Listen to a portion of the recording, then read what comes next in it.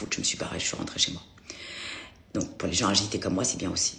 Je vais en donner une à Dallas aussi, 2024. Ah oui, ce que je raconte à Dallas.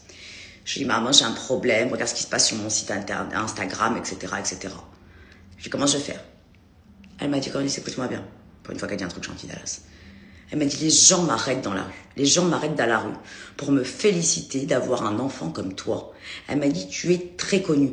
Mais c'est pas parce qu'ils te font sauter tes abonnés que tes abonnés ne vont pas revenir vers toi. Elle m'a dit, ce que tu fais toi, il n'y a pas. Donc arrête de t'angoisser avec ce comptage de qui est abonné, pas abonné. Elle m'a dit, il y a des gens que je connais qui ne sont pas abonnés, qui te regardent tous les jours.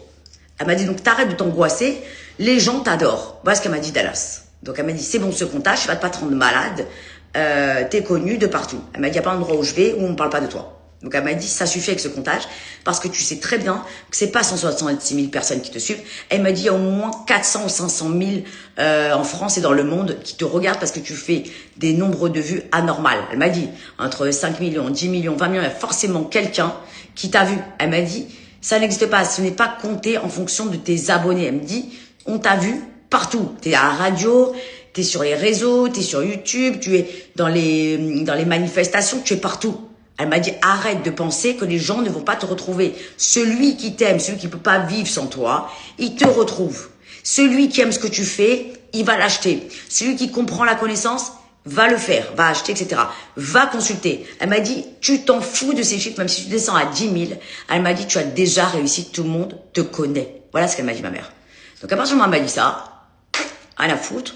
Je signale juste aux gens que je les ai pas bloqués personnellement. C'est tout ce que je fais. Mais elle a raison. Elle a raison, j'ai déjà gagné. J'ai déjà réussi, comme elle a dit. Elle m'a dit, on ne parle que de toi pour le handicap. Elle m'a dit, tu as été à l'Élysée. Elle m'a dit, qu'est-ce que je fais de plus? La Maison Blanche? Je vois, j'irai.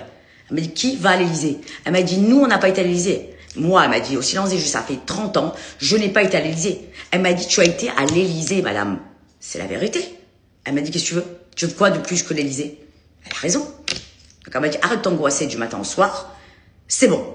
Ça suffit de te dire, c'est le nombre d'abonnés, on en a rien à foutre. Les gens n'assument pas des fois de te suivre, et pourtant ils te suivent, ils m'arrêtent dans la rue. Donc c'est tout. Elle a raison. Donc ça va pas changer qui je suis. Je ne suis pas comptée au nombre d'abonnés. Et elle a raison. Bon. Et puis ça fait 1 an et demi qu'on me voit traîner.